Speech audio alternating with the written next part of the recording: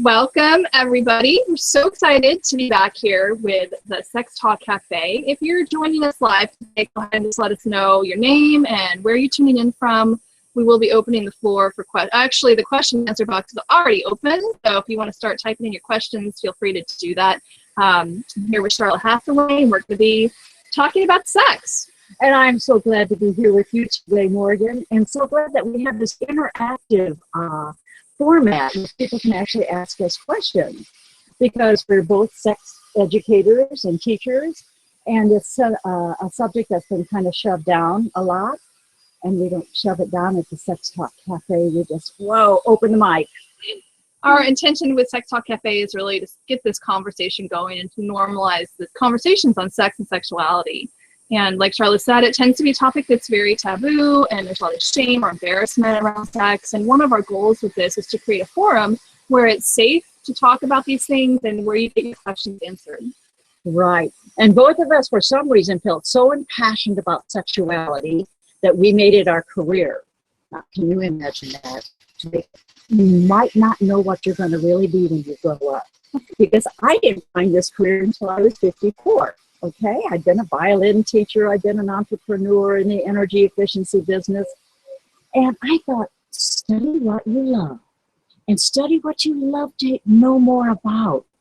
And I think I didn't feel like I had a lot of empowerment. I had several abortions when I was growing up. I didn't know how to take care of myself. I wasn't, as good at that as we'd like you all to be. So I studied sex, and I have had a wonderful career in the last 15 years, and really tens of hundreds of men, women, couples. We have to talk about the things that are hard to talk about.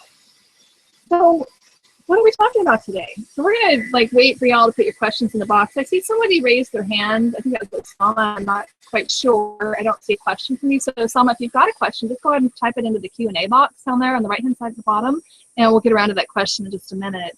But we were talking, before we started, we had a couple of topics that we come up with. I don't remember. We were talking about that we thought it'd be fun to talk about oral sex and how to really enjoy it as a woman. Mm-hmm. Because, I've had people say, how do you really enjoy that? And my honest answer is yes, mm-hmm. but I didn't always. Right. Well, yeah. So what happened? What was the change? What happened in me where I love oral sex? Yeah, I'd love to know that. And I like that as well. We should speak to that. And I think men wanting to know how to get their women to do it more. And it all has to do with they've got to love it. I think a lot of times as women, we do stuff sexually that doesn't really feel good, or it's not really coming from our own wanting or our own internal desire. We're doing it to please somebody else or to perform. Whenever we're coming from that place, the giving in and of itself is it's a little bit tainted. Wouldn't you agree? That's great, Morgan. I think that if you're not touching a penis in your mouth to feel its own silkiness, to feel how mm-hmm. good it feels, to feel the ridges, to feel just how much of it or not you want to put in your mouth, and for how long, and how you want to do it. If you want to just use a soft tongue or a pointy tongue or a fast tongue. I think it's like touching any other part of the body. It just happens to be the genitals. Of course, he needs to be really clean, and you need to be out and open about that, because if you've got some doubt about that, your mind's not going to be clear to do it. But mainly to take in that body part, or any body part you would, for your own pleasure. Yeah, I was going to say that. So that's a concept that I have heard about in practice. It's called take your pleasure, through touching. There's different ways, of course, and you're sort of an expert in touch and such, but we can touch to give, and we can also touch to receive. So I think a little bit of what you're talking about is in oral sex, to really to do what feels natural, and that it's actually rising from your own desire. What feels good? What's it you want to do? We usually think we're giving when we're doing oral sex. So I'm giving him an experience. Mm-hmm. I'm giving him some pleasure, and you probably are. But as long as we're trying to think and wrap our head around what does he want, we're not going to be enjoying our own pleasure. So I like to switch it. You mentioned, Morgan, am I doing this for him or for me? Mm-hmm. And I'm a kindergarten believer. I think you should take turns. Okay, we learned that in kindergarten. Yeah. So sometime take the turn during oral sex do that penis for you.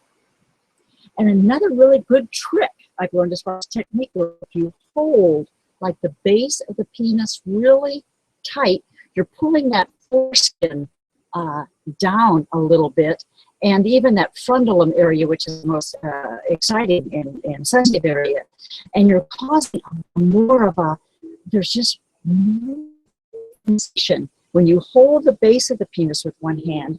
And then I like to do oral sex with using another hand right on there too, so you've like extended your mouth.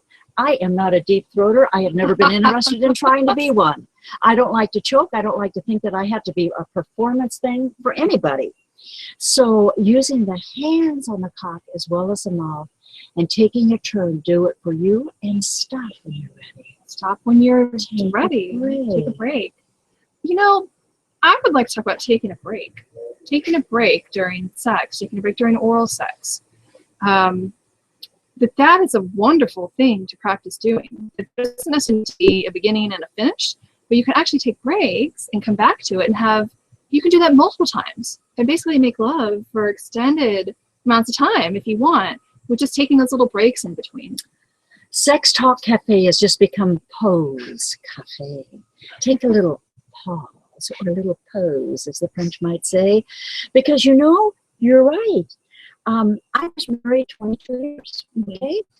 And I didn't have the words for it, but the thing was kind of like, what's wrong here? Yes, I did. I hate words. I want to take a break, but I was afraid to say it. Afraid to say that you needed a break. Yeah, because it was like, then I didn't like it. I didn't like what we were doing. Or yeah. What's wrong with me?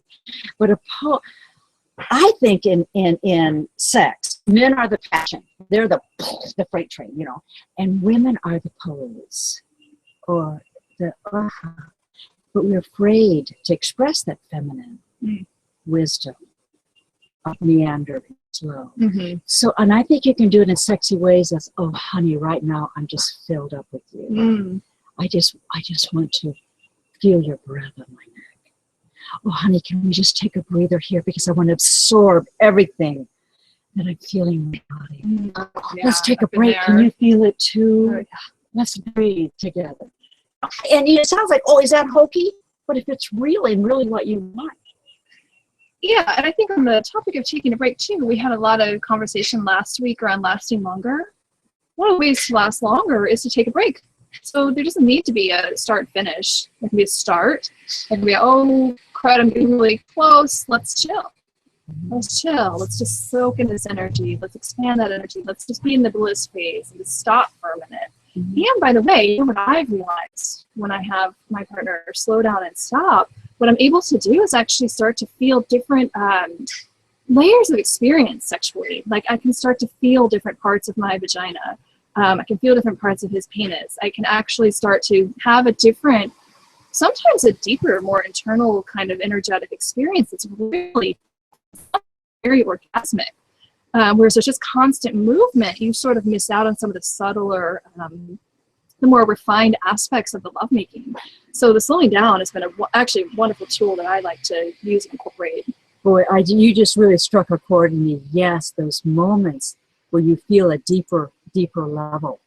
And you know, we're in Austin, the music capital of the world. And if you're a musician, or the next time you go hear a musician, what if that musician didn't play the rests? There is no music. You play the rests. You play those pauses. They make the music what it is.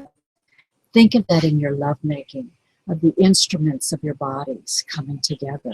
And the music you're making, let there be some pauses, some rests. Stillness. Yeah, quality of stillness. And so we talked about, you were just talking about like oral sex and how for a woman to enjoy it, but what about... Yeah, and I wanted to ask your opinion too, Morgan. I said a little bit about technique. Yeah. You talk about technique. Do you have any techniques for good oral sex? My technique is really to let it come from just as the woman, like, because I used to just give it because I thought the guy wanted it, and honestly, I didn't enjoy it a whole lot.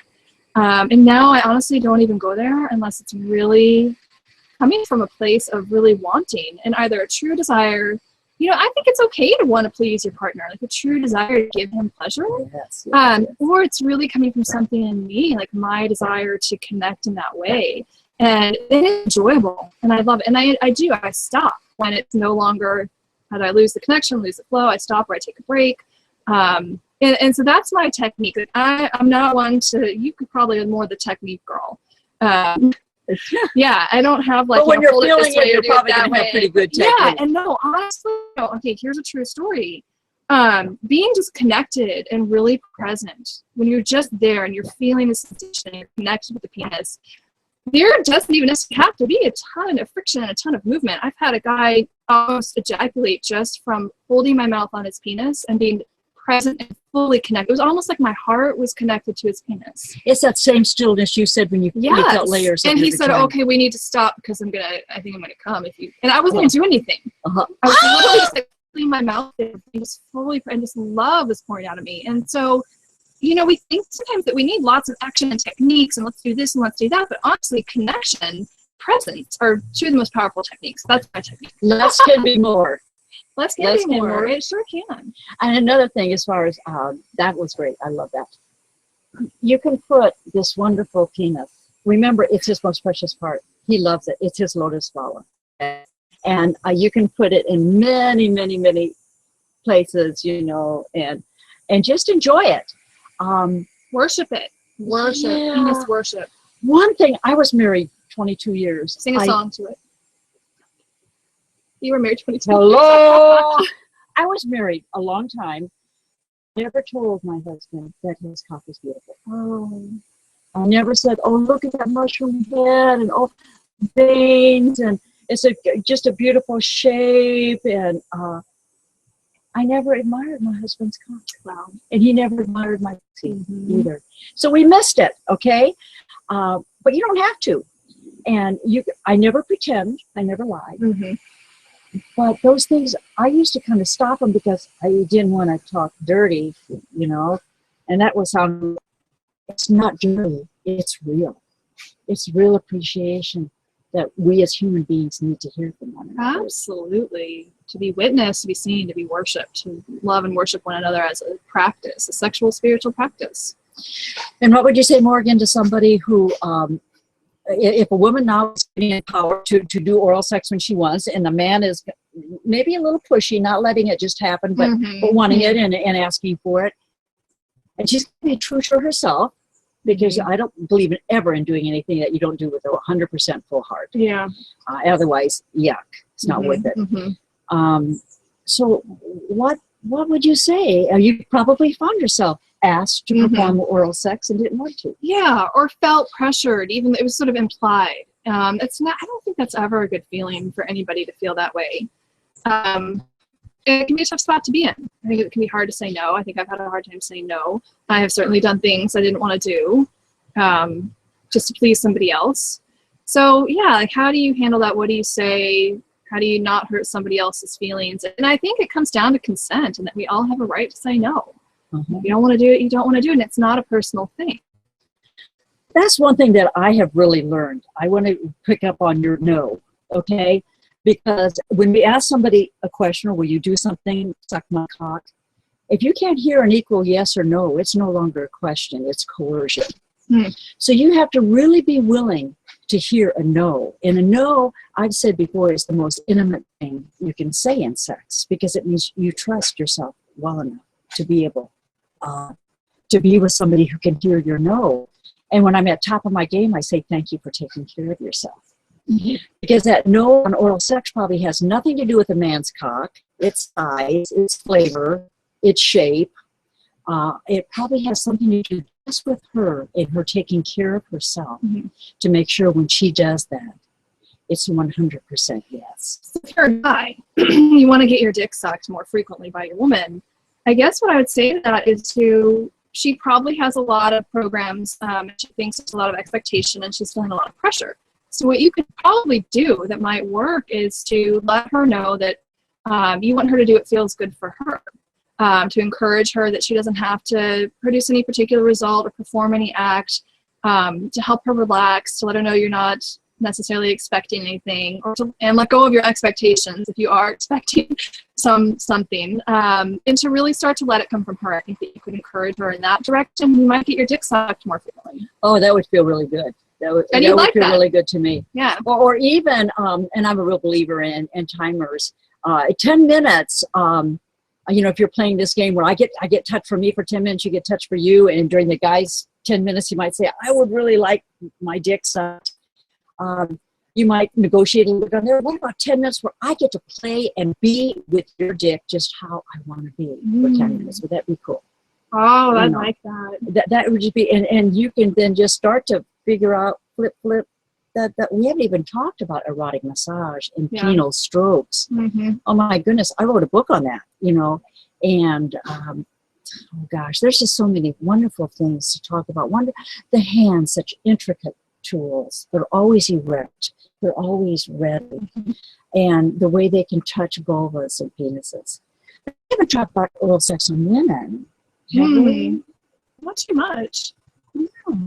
We could talk about oral sex on women.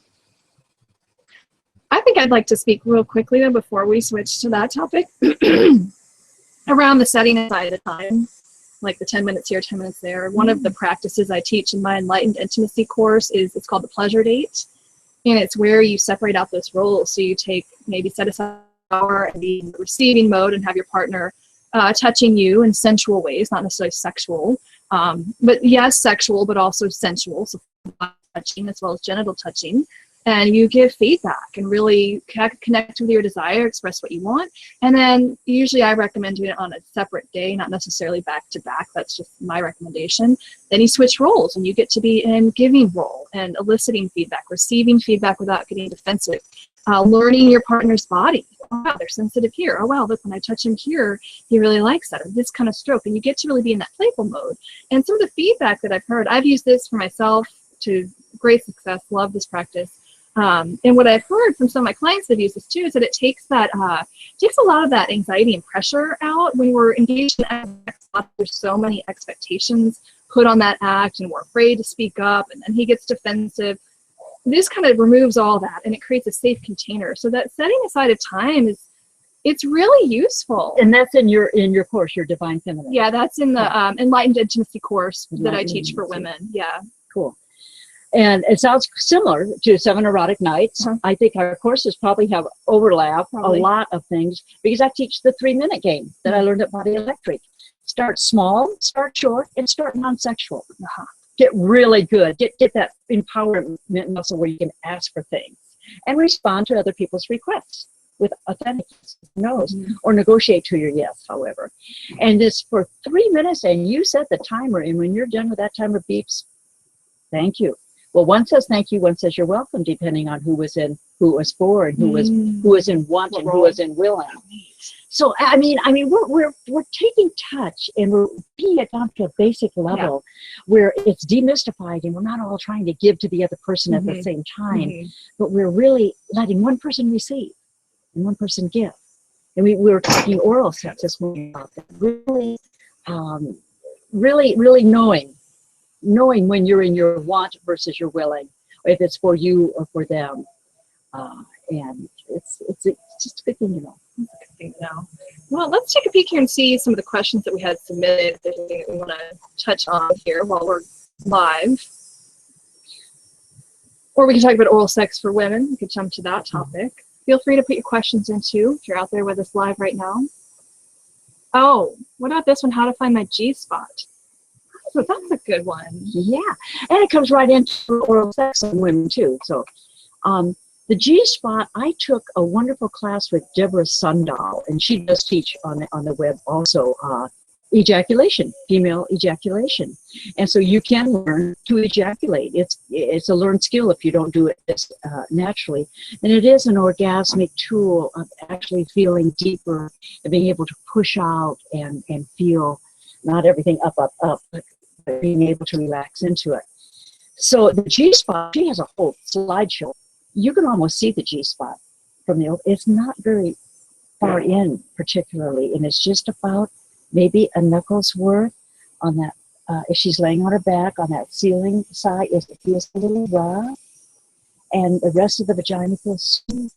Mm-hmm. And it's not very far in, and it just is that place that feels almost like it's got wrinkles. Mm-hmm. What do you think? Yeah. Well, one of the best ways to stimulate is just in this kind of motion, like Come that. to me. It's just right there. Yeah, the come here. To me. Or the windshield wiper. I'm always amazed too, Charla, and this is something that I actually did not even know until not too long ago. The G-spot is actually an anatomical structure. It's part of the urethral, it's called the urethral sponge. It's tissue that wraps around the urethra. It's made up of erectile tissue. So during sexual arousal, it actually fills with blood and becomes feel pleasurable. And sometimes that G-spot stimulation can be very, very intense. It can sometimes almost be a little bit uncomfortable. It can give you the sensation almost like you have to go to the bathroom, you have to urinate. But like Charla was saying, the doorway into the G-spot orgasms and the female ejaculation is actually through relaxation. So because the sensation can be so intense on that area, sometimes the tendency is to want to tighten up. But when you can breathe into it and sort of expand into that feeling, expand into that sensation, that's the gateway into orgasmic pleasure and then the female ejaculation, which, by the way, is not urine. Female ejaculate is not urine. It's actually its own substance.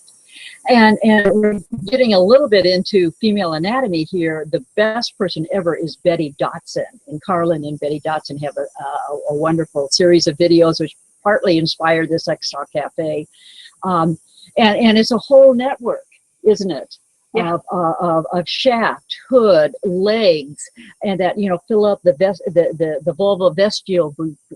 Women have erotic tissue too. Yeah. Erectile tissue. And we just wear our erectile tissue on the inside. Mm-hmm. So sometimes if a man is feeling, oh, well, she feels really big or really loose inside, she's probably not stimulated enough because she will plump up from the inside out. Yeah. And I mean, I have felt my vagina before where my finger feels like I can hardly feel it. And I felt it before like it's just this tightening on my finger. That's the difference between being non-aroused and aroused. And the difference between penetration feeling pleasurable and sometimes feeling not so pleasurable. Like if a woman isn't actually fully engorged, it sometimes doesn't feel so good to be penetrated. The G-spot also needs to be worked into gradually. If the tissues aren't actually fully engorged and aroused yet, G-spot stimulation can feel very uncomfortable.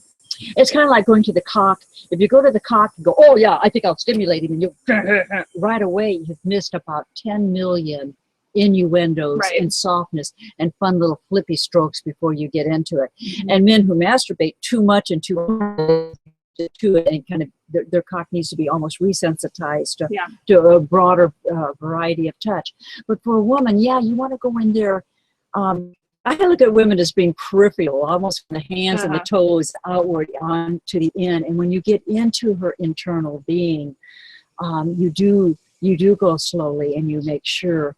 I would even kind of hold still a little bit, like our stillness and our music we were talking about, and encourage her to move against your finger or your cock. That's a great. And encourage her to find her rhythm and pressure she wants, because if you're always the doer and in charge, you're not going to learn that. Yep. What else do we have for today? Let's look here and look at our little list of questions that y'all submitted. One thing I want to say about female oral sex is that I have found it to be really one of the easiest ways to come. It is such a feathery, more soft instrument that can almost do no wrong next to the hand that can be a little heavy sometimes. And I mean, there's different kinds of tongues. There's the broad, soft tongue or the pointy, sharp tongue. And I have my preferences, whatever, but I can ask for them now. But something about oral sex, and I don't know what the stats are on it, but I think there's a lot of women that would join me. Yeah, I don't actually have the numbers off the top of my head, Charlotte, but you'd be in the majority of women. The vast majority of women, some women only can reach orgasm through oral sex. Well, actually, I think we're all able to reach orgasm in any number of ways, but for many, many women, oral sex is the easiest way to reach orgasm. I have to admit here, I'm not in that majority. I always feel really left out, like, of this conversation sometimes, because actually oral sex for me, I rarely have orgasm. I have, but much less so than forms of stimulation, either penile or with a hand. And you're young too, at least in my estimate, and you're going to be blossoming and opening to a lot more things too as you mature. Well, I would hope too that even if that is the case for anybody, that that it's not abnormal. No, not at all. And probably want to ask you, do you think there's any body image things that get in the way there? The way you look or the way you think you smell? No, not for me. Not for you. No. But I think that can happen maybe for a lot of women. Yeah, I think some of it's just the stimulation, the way the stimulation is happening. And here's something interesting. Okay, because I'm sure I'm not the only person that's ever thought. I know that I'm not. But like with one partner, where it's like, what did they do? That they're down there and they're doing stuff, and it's like, I wish that I could just go back to that person and be like, all right, what were you doing? Can I analyze what you were doing? Like, what's your technique? Because you notice from different Are you getting kind of heady then when you're getting oral sex and the way you think? Me, no. No, But there's something around the way that I've been stimulated in the past that hasn't been replicated, I guess. Oh, so you'd like something in the past, Right. and you're kind of Like, comparing a little bit. Can I interview that Mine guy? was kind of, oh, that's not He quite comes good. right in him. Yeah, and that's going to detract But from your pleasure, isn't But it? if you don't know, But you don't know comes what down it to is. knowing your own body, right? So like we talked a lot about, like, you know your own body, you know it feels good, so that you can help show a lover like how to please you, right? So if you don't know like what's actually going on down there, like what are they doing with their tongue or their finger? How do you handle that? Because I'm sure you've run into that too, or maybe for yourself. I'm not quite sure. No. I'm thinking, I'm knowing what, but I want to say that oral sex has grown on me. When I was in my mid-30s, it was very different than it is now in my 60s. Okay, very, very different. And some of the things that have happened is I feel more comfortable with just absolutely 100% receiving. Because what's happening in oral sex, it is a giving and receiving thing, where sometimes regular sex, so who's really giving and receiving, we're mushing our bodies and one's on top of the other and it's moving or whatever, and we don't have to be as self-conscious of, here I am laying back and somebody's head is between my legs, and it is for me. So my goodness, am I going to perform right? Am I breathing heavy enough, fast enough? How should I be encouraging them, or oh my God, I'm not feeling it. So what do I do? Do I fake it, or do I tell them? Either way, it just feels cruddy. They have to do that. Yeah. Well, what do you do? What do you do? I've been in that situation before, where I just feel nothing. It's like, well, I know that I'm fully capable of feeling, so I think this is relevant. I'm sure there's others out there. That's just a very, very good question. Because you want to feel more. I would say, this is probably what I would do, perhaps, is to say, okay, for 3 minutes, 3-minute game, could be 5 minutes, you are going to get to direct me or whoever your partner is on how to either touch your pussy, but we're talking about oral sex, how to lick, kiss, nibble, and suck on your pussy. And so here's my mouth and here's your pussy, and I ain't doing nothing until you tell me. Maybe I'll be breathing on you a little because I'm close, but I don't even have to do that. And you tell me, stick your tongue out, flick it over very lightly. And you're experimenting too, not that you know, but you are finding out by simply directing the show, and it doesn't have to be longer than 5 minutes. And then it's going to be over with and you're off the hook. Because there's going to be probably a little angst about doing that too. I don't know. Does that sound weird? Or? No, that makes sense. I like that. And I like that. I like the idea of the container, of having things contained for a certain period of time. It's not going to go on forever. Yeah, it creates a safety. The time allotment creates a certain safety. So I would take that exercise to your lover. And then, because the other part of that, which you've already talked about earlier today, is to let him explore for him. Right. And then in which case you can say, oh, that isn't quite what I got before. That isn't quite what, but what you're accessing is your generosity. Here to allow your body to be used in the service of science, the science of oral sex. And you're letting your partner then have his 3 minutes or 5 minutes of exploring your pussy for him. I always draw the line if anything doesn't feel good or is painful. You got to speak up. Okay. Absolutely. But short of that, it's not your show, baby. It's his show. And no, it's not going to feel like so-and-so's show or somebody else's thing. But then you will get your 5 minutes to show that person when it is your show on your body. You can direct and do it. That's good. Tell me how that works, would you? I will. We'll report back. Okay. Next week. Next week. You got to do it this week. Do you promise? I promise. Oh, cool. We'll get to hear. Well, thanks for joining us at the Sex Talk Cafe. Yes, I tell you, the time flies. We'll be back here with you next week. We're going to shoot you straight with some more great talk at the Sex Talk Cafe. And this thing really works best with your questions, and we give the answers. So in the meantime, shoot us an email, anything you want to know about your favorite topics in the bedroom. I can be reached at morgan@femininewisdomacademy.com. Charla at bodyjoy, the joy of having a body.org, orgasm, or 7eroticnights.com. And just remember, at the Sex Talk Cafe, we shoot it straight.